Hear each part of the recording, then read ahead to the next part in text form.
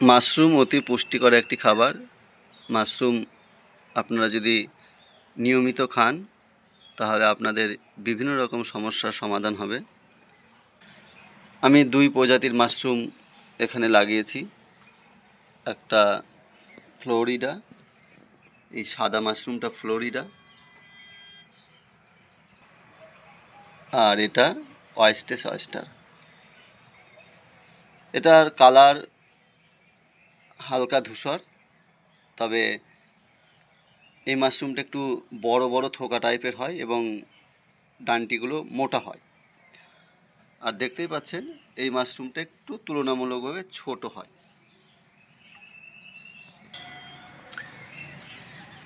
এটা ওয়েস্টেস ওয়েস্টার হারভেস্টিংয়ের মতো হয়ে গেছে। এটা আজ বাজারজাত হয়ে যাবে। এই মাশরুমগুলো সবেমাত্র বেরোচ্ছে এবং আশা করি কাল পরশু এগুলো বাজারজাত করা যাবে।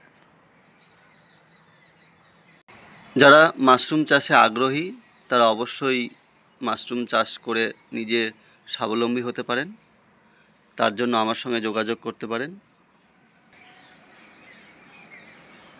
প্রয়োজনে ট্রেনিং নিতে পারেন এবং ট্রেনিং নেওয়ার সঙ্গে সঙ্গে যে বিষয়গুলো আপনার দরকার সব আমি দিয়ে থাকি।